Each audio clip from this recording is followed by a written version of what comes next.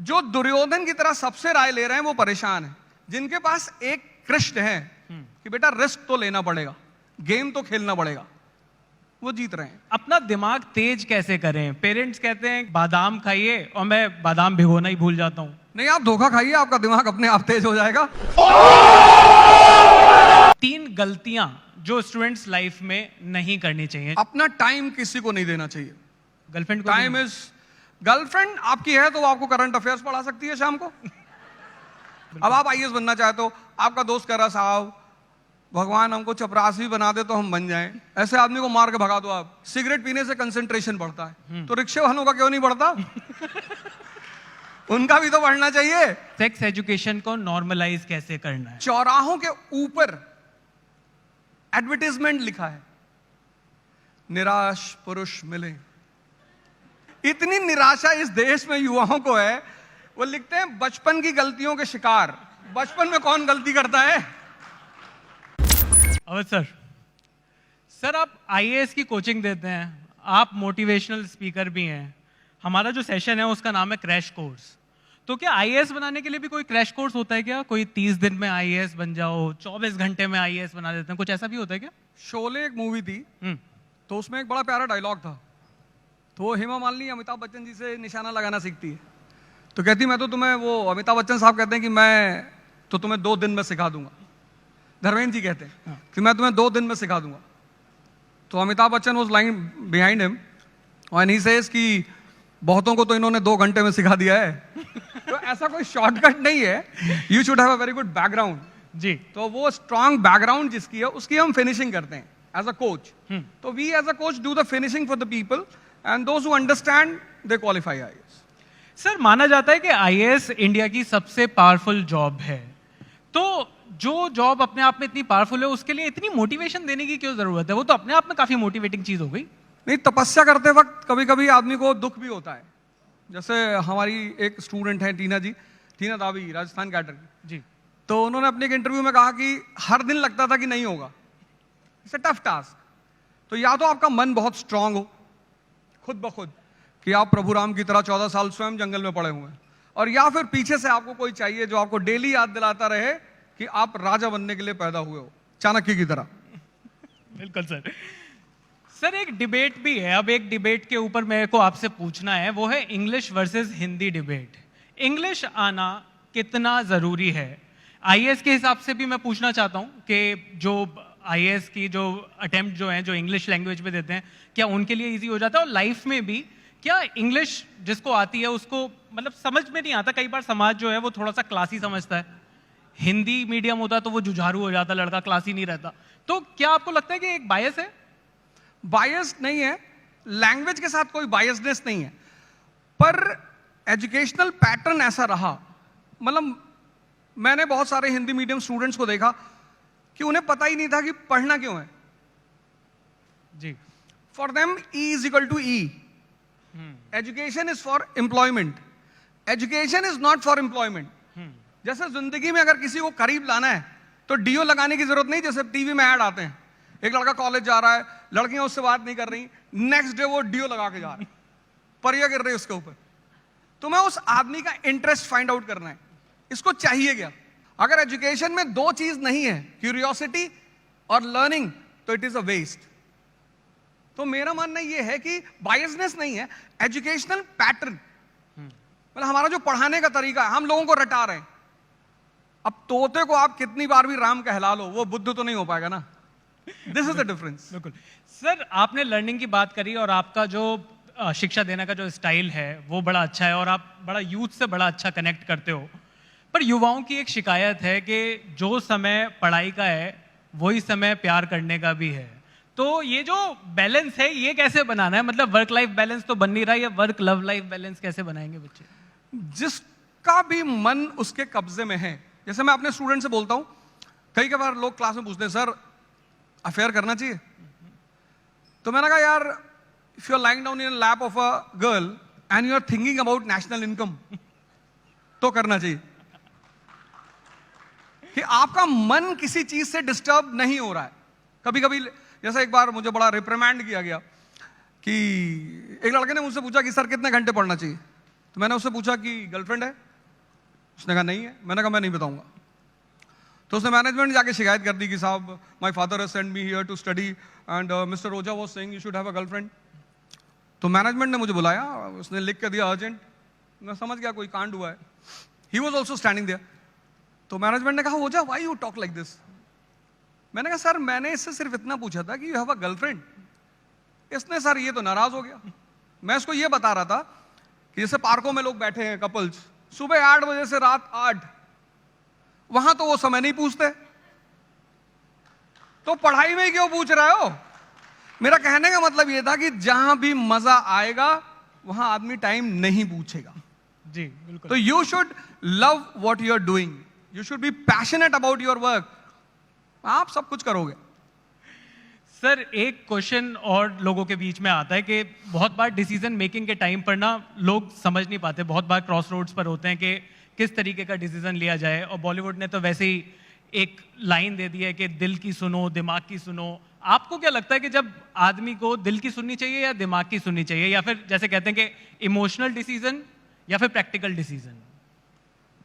नहीं, डिसीजंस जो हैं लाइफ में, जैसे हमारा जो मन है वो द्वंद्व का शिकार रहता है, डुअलिज्म। उसकी वजह यह है कि 95% लोग दुनिया में हर चीज कंफर्म करना चाहते हैं। जैसे कोई स्टूडेंट मेरे पास आता है तो बोलता है सर मैं आईएएस बनूंगा।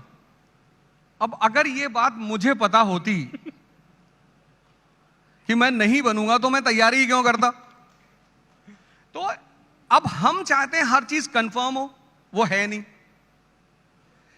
तो जितने लोग कंफर्म करना चाहते हैं वो सबसे बात करते हैं, हजारों लोगों से पूछते हैं, दुर्योधन की तरह। जो दुर्योधन की तरह सबसे राय ले रहे हैं वो परेशान है।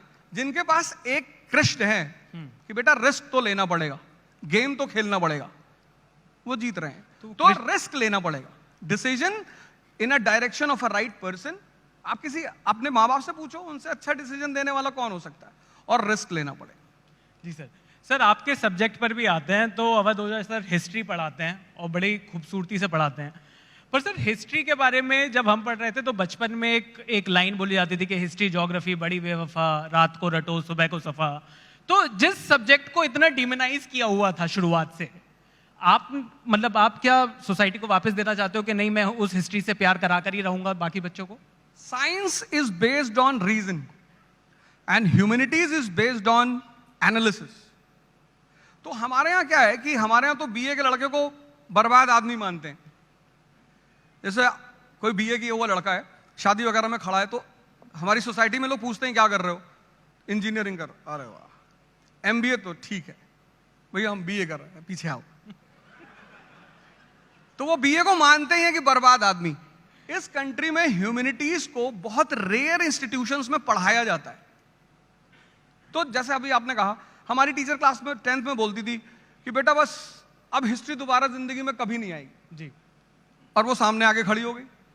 अब जिस कंट्री में लोगों को पता ही नहीं कि उनका नेशन पैदा कैसे हुआ, ये इंडिया कैसे पैदा हुआ, ये नेशन बना कैसे, तो वहां पे हिस्ट्री पढ़ाना एक थोड़ा चैलेंजिंग होता है। तो मैंने फिर आचार्य रजनीश से एक बात सीखी, philosophy to be converted in stories.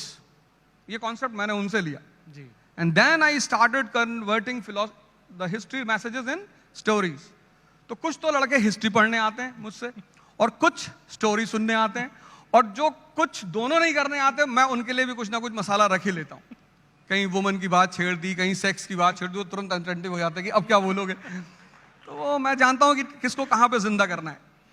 तो सर इतना जो प्रेशर है आईएएस की कोचिंग में और आईएएस की पढ़ाई में, तो वहां पर आप ह्यूमर का कितना रोल देखते हो? आपकी जो जिस तरीके की आप पढ़ाते हो जिस तरीके से, उसमें ह्यूमर का बहुत बड़ा योगदान है, एक बहुत बड़ा रोल है, लोग एंजॉय करते हैं। और जिनको आईएएस नहीं बनना वो भी तो आपके वीडियोस देख ही रहे हैं।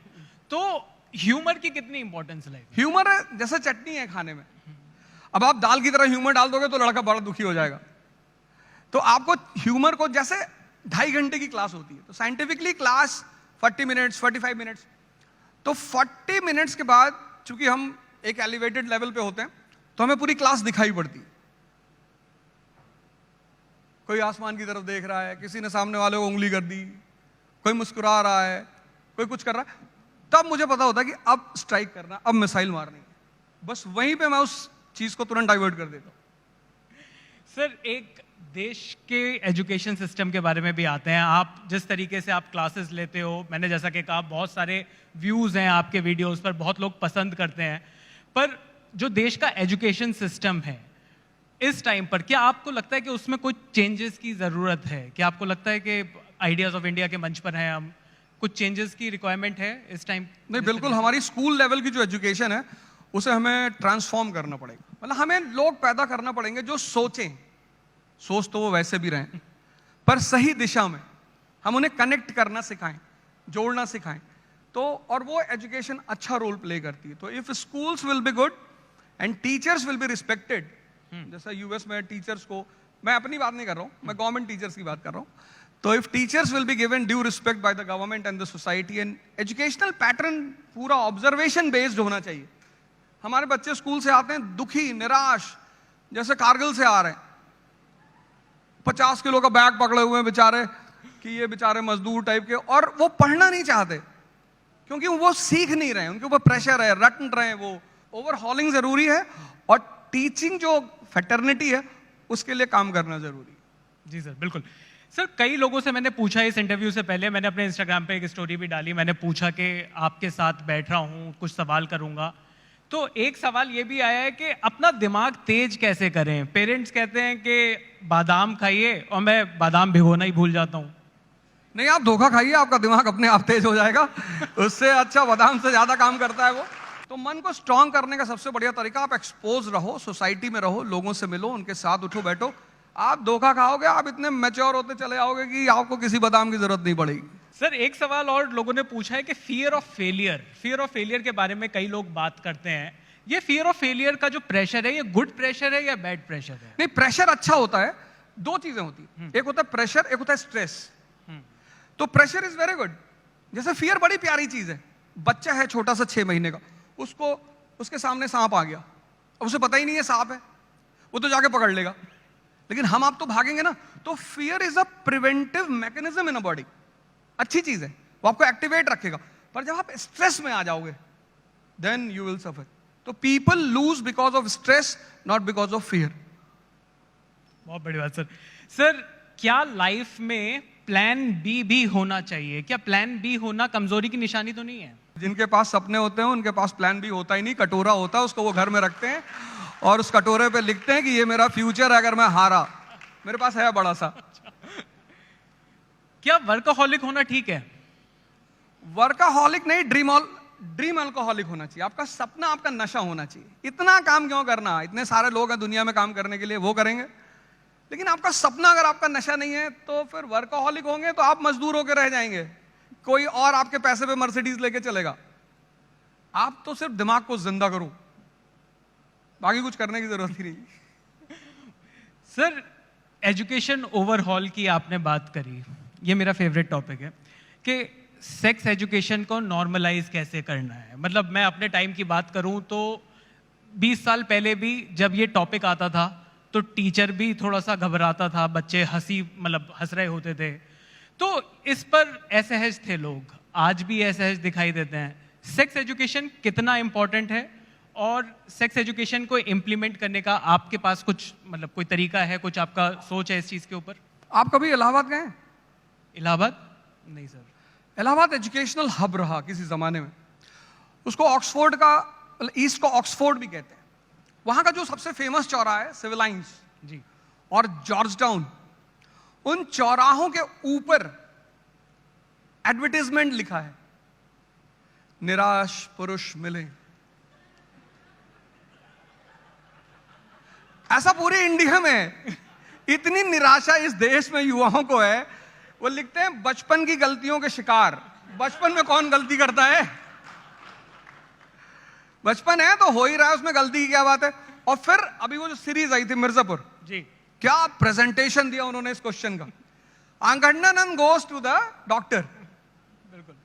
वो जो सेक्सोलॉजिस्ट है उसका नाम भी बड़ा प्यारा है, वो कहता है शर्मा से क्या शर्माना। He goes to the doctor, he is suffering, he asks Maqbool to sit. Maqbool को बोलता है बैठो। फिर वो कहता है कि आजकल बहुत सारे पतन हो रहे हैं, राजनीतिक पतन हो रहा है, नैतिक पतन हो रहा है, उसमें से एक शीघ्र पतन भी है। And then he points to Maqbool कि ये उससे परेशान. Maqbool turns towards him. This is the condition of people in this country. अपनी बात को डॉक्टर से कह नहीं पा रहे. तो जिस देश में इतना बड़ा बाहुबली बचपन की गलतियों का शिकार है, वहां सेक्स एजुकेशन होना ही चाहिए. नहीं तो आप ये रेप, ये मोलेस्टेशन से कभी नहीं रोक पाओगे. और वेस्टर्न वर्ल्ड अपनी पोर्नोग्राफी बेच के पैसा कमाएगा इस देश में. तो करना ही चाहिए और करना ही होगा. सर, एक टॉपिक है online education versus offline education. आप ऑनलाइन इतना दिखाई देते हैं, तो कोविड के बाद एक फोर्स चेंज था ऑनलाइन एजुकेशन. पर क्या आपको लगता है गोइंग फॉरवर्ड, अगले 5 साल की बात करें या 10 साल की बात करें, क्या आपको लगता है ये जो क्लासरूम एजुकेशन है ये रिडंडेंट हो सकती है? ये क्लासरूम एजुकेशन का एक अलग मजा है, तो वो कभी रिडंडेंट होगा नहीं? जो ग्राफ्टिंग होती है, ग्राफ्टिंग वो जिंदा प्लांट से होती है, मुर्दे प्लांट से नहीं होती. लेकिन रेलेवेंसी होती है, चेंज होता है, टाइम होता है. अभी हमारे बच्चे हैं, ये तो उठना ही नहीं चाहते सुबह. हमें तो हमारी माता जी कम से कम 10-15 डंडा मारती थी सुबह. हम मार ही नहीं सकते. उनकी माता जी आगे खड़ी होते हो. बच्चे हैं, हम भी थे. तो आने वाली 10 साल की बाद की जो जनरेशन होगी वो शायद इसको पूरी तरह अडॉप्ट कर ले, because change is a law of nature. But classroom is like a live plant. You see the teacher, you feel the vibration, you enjoy the aura of the class. अब इतने सारे लोग यहां बैठे हैं, बड़े बड़े लोग, इनका ऑरा है.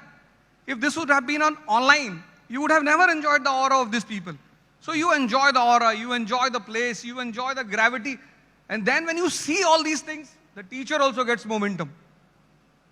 कि बॉस अब आगे बढ़ के ही मारना है. तो टीचर भी कभी कभी बहुत उदास हो जाता है कैमरे पे कि अरे भैया ये देखो न्यूटन ने भैया ऐसा कहा था, अब बाकी हमें पता नहीं कहा था कि नहीं. तो offline is best, but online can be used in the special circumstances. Sir, मज़ा तो बहुत आ रहा है आपसे बात करके, पर समय की थोड़ी सी कमी है. एक आखिरी सवाल लेना चाहूँगा आपसे कि 3 गलतियाँ जो स्टूडेंट्स लाइफ में नहीं करनी चाहिए, जो स्टूडेंट्स देख रहे हैं हमें, उनके लिए अगर मैं पूछ सकूँ कि आपके हिसाब से ऐसी वो कौन सी 3 गलतियाँ हैं जो स्टूडेंट को करने से बचना चाहिए अपनी लाइफ में? अपना टाइम किसी को नहीं देना चाहिए. गर्लफ्रेंड को? टाइम इज, गर्लफ्रेंड आपकी है तो वो आपको करंट अफेयर्स पढ़ा सकती है शाम को. आप डिसाइड करेंगे ना आपकी गर्लफ्रेंड कैसी होगी. आपकी गर्लफ्रेंड से आप शाम को बैठ के बात कर रहे हैं कि तुम्हारी बुआ जी तुम्हारे पापा से लड़ रही, तो आप तो वैसे ही खत्म है. एम्बिशियस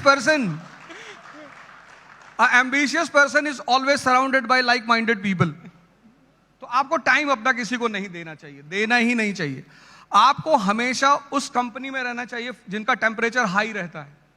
जैसे आप, टेम्परेचर का एक लॉ है ना, temperature moves from high to low. अब आप आईएएस बनना चाहते हो, आपका दोस्त कह रहा साहब भगवान हमको चपरासी बना दे तो हम बन जाएं. ऐसे आदमी को मार के भगा दो आप, वो आपको किसी काम का नहीं. उसका 10 डिग्री का टेम्परेचर है, 90 आपका खींच लेगा, आप जिंदगी भर ऐसे तड़पते रहोगे. और उस आदमी को अपने माँ बाप की बात जरूर मानना चाहिए. ये 3 काम हर स्टूडेंट को करना चाहिए. वो जहां भी फंसे उसको अपने पेरेंट्स से पूछना चाहिए. वो कोई भी बात हो, मारेंगे तो, जैसे लड़के बाहर कहते हैं सिगरेट पीने से कंसंट्रेशन बढ़ता है, तो रिक्शे वालों का क्यों नहीं बढ़ता? उनका भी तो बढ़ना चाहिए. तो हर स्टूडेंट को अपनी माँ बाप से राय लेनी चाहिए. अपना समय किसी को नहीं देना चाहिए और हाई टेम्परेचर के लोगों के साथ रहना चाहिए. Thank you so much sir. एक बार जोरदार तालियां हो जाए हमें जोजा सर के लिए.